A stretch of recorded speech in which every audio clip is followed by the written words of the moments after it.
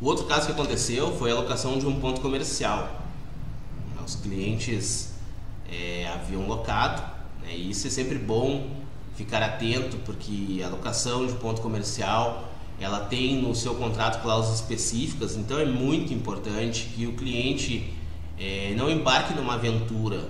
E eu digo isso porque muitas vezes, claro, né, quando a gente abre um negócio, a gente tem uma carga emocional muito grande e a gente tem a certeza de que vai dar certo. Então muitas vezes a gente acaba não observando alguns pontos importantes, dentre os quais pesquisa de mercado. Isso é uma coisa que o cliente às vezes não vê.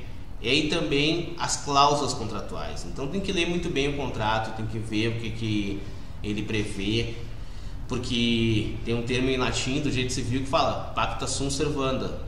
O contrato faz lei entre as partes, né? Depois de firmado o contrato, ou seja, depois que o cliente assina, não tem mais como voltar atrás. Muito embora muitos clientes depois cheguem lá no fim e dizer, pois não sabia, achei que não era bem assim.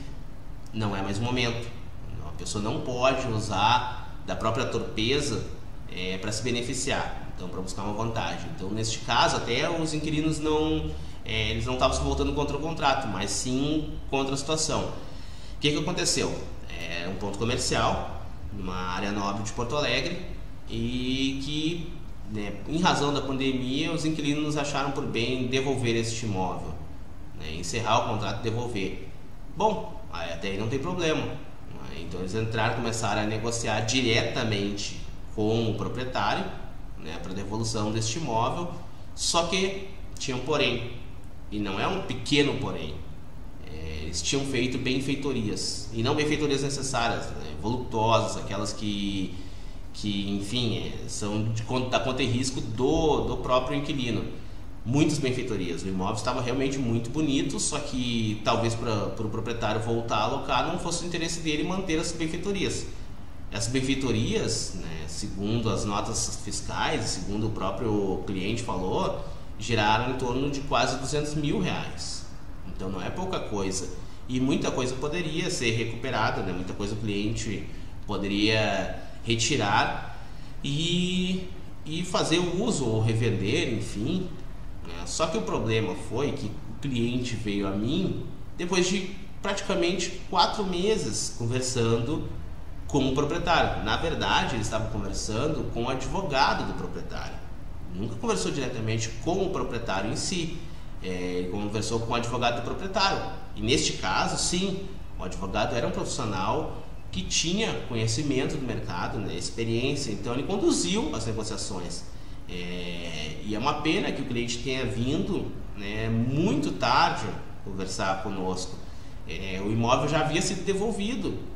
Então o proprietário sugeriu então que devolvesse o imóvel e que para a próxima locação ele falaria com o futuro inquilino para ver o que o inquilino gostaria de manter dentro do imóvel, né, e para abater ou para repassar o valor para esses clientes. Acontece que ficou só na promessa. E aí a situação foi essa, o cliente veio aqui perguntar o que poderia ser feito. Infelizmente não tinha muito que poderia ser feito, ainda prestamos uma orientação no sentido de que o cliente poderia reaver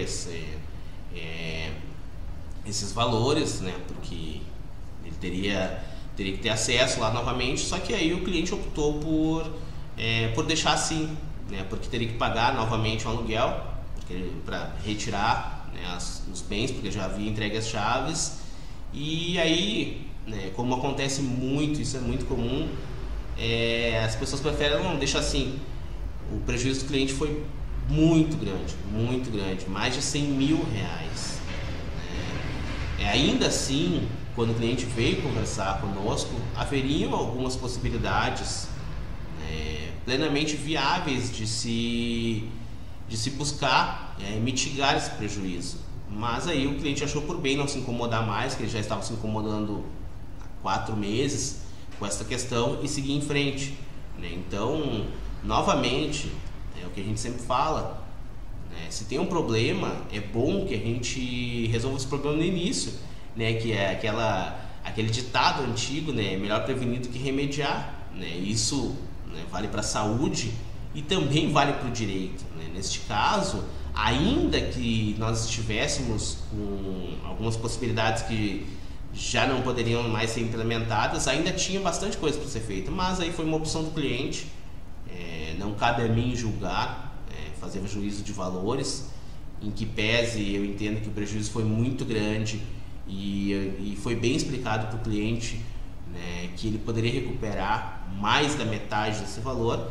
Ele achou por bem deixar assim. Então a gente vê que o prejuízo foi muito grande e era um prejuízo plenamente evitável. Então mais um caso, né, como outro daquela casa que foi vendida, né, este ainda tinha bastante coisa para fazer, mas aí foi uma opção do cliente, entendeu? E aí o cliente é soberano, a sua decisão é soberana. Claro que ele foi bem orientado e pelo menos ele soube, né, todas as possibilidades, mesmo assim ele preferiu deixar dessa forma. Então é mais um ponto para ilustrar como é importante que você esteja bem assessorado e faça as escolhas corretas, principalmente comunique, busque, né, as informações de um profissional que possa lhe orientar da forma correta.